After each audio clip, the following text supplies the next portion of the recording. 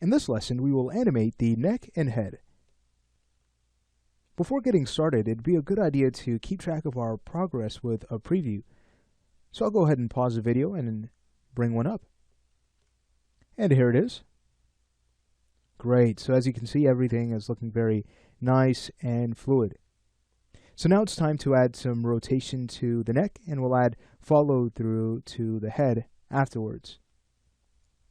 Also, as we animate the base of the neck, that will help give us the sine wave pattern we need from the spine. So let's go ahead and get started on those tasks. Moving back into 3ds Max, if we were to grab the thorax control, we can now go to our modify panel, and then you'll see we have custom parameters to drive the base of the neck. And then we also have an IK system built in to get more flexibility in the neck, so we can use that to create more natural bends. Then of course we can go in and rotate our head control around. So we'll take this one step at a time as we've been doing.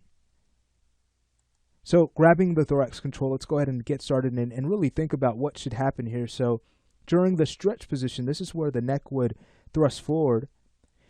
But as we come to our squatch position, which is also the high point, this is where the neck would rotate back around this point. So let's go ahead and get started. We can have the base of the neck starting to rotate forward on about frame 5. Not much at all. And then on frame 10, our stretch position, we'll want to bring that forward just a little bit more. Beautiful. And then at this point, we can move over to our curve editor. Go and adjust the view. And let's go ahead and find the neck X track. Alright, so at this point, what I'd like to do is adjust our start and end keys just to bring the neck back a little bit more. So selecting the keys on 1 and 16, we'll go ahead and translate those up a bit higher. We'd also go ahead and again make sure interactive update is on. Beautiful. So let's go ahead and take a look by just scrubbing through slowly. Okay, great. So kind of like where things are going here. If anything, we can add more of a hold after frame 10 by just dragging down our out tangent just a little bit more, not much. So I've just dragged it down slightly and out for the hold. So now we're ready to add some follow-through rotation to our head control.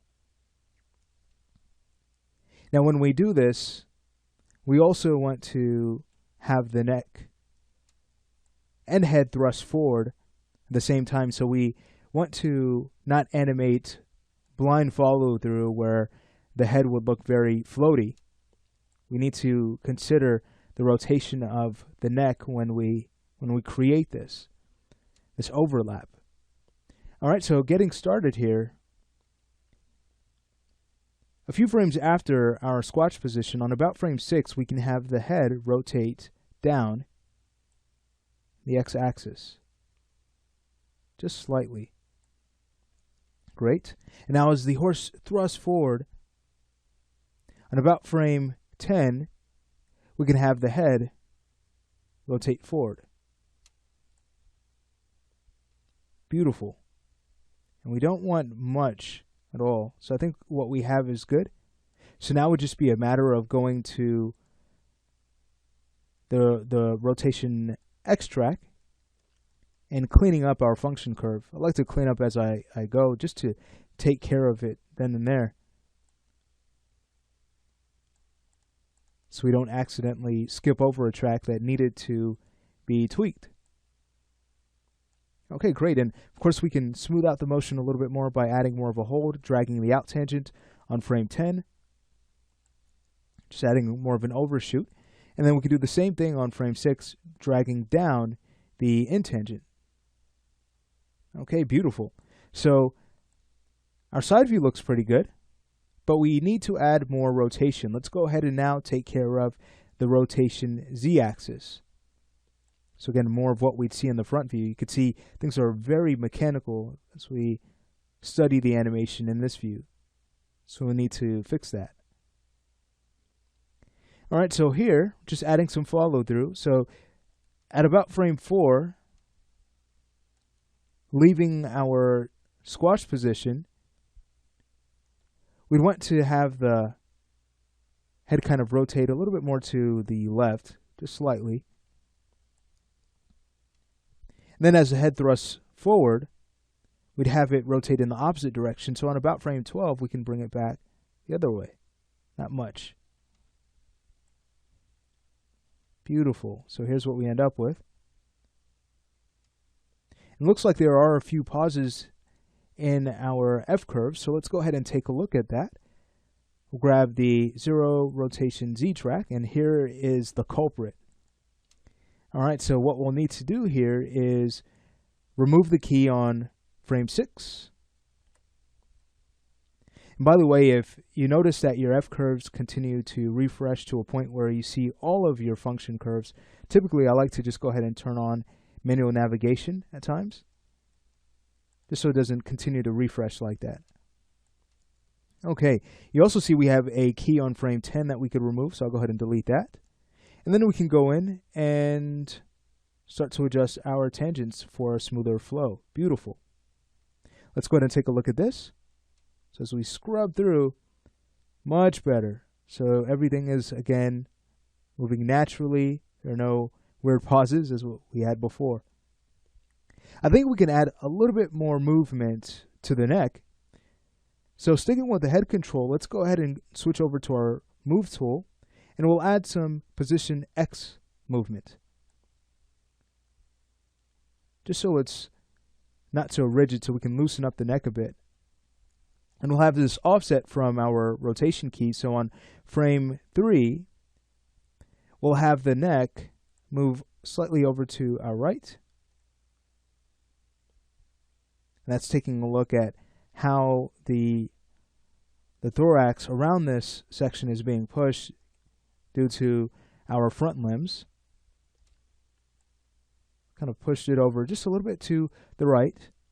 And then we'll want it to shift over to the left slightly a few frames after that. So again, taking a look at our front legs. On about frame 11, we can go ahead and have the neck shift slightly to the left. And now, heading over to our curve editor, let's go ahead and take a look at our position X track. All right, so this is a pretty simple cleanup job. Let's go ahead and grab our start and end keys. We'll drag them up. And now we can start to adjust our tangents. Beautiful, so we get this nice flow. And now let's go ahead and take a look at a preview just to see how this has all come together. So we can go ahead and take a look at a few views. Let's go ahead and first take a look at more of a 3/4 front, and then we'll end with a side view. Here is the front view. Okay, beautiful. So by adding the follow through and very subtle rotation, we're given something that looks a lot looser and more organic. Beautiful. All right, let's go ahead and take a look at our side view. And here it is. Okay, great. Very exciting. So take a look at that. Our gallop is just about finished. What do we have left to do? Well, we have to take care of the ears. We need to have them flap and follow through. And then we have the tail to worry about. Then afterwards, what I like to do is just another polish pass just to check and make sure we're satisfied with the animation overall. And then in the very last lesson, I'll teach you how to translate the gallop forward. So we just have a few more tasks and we will be finished.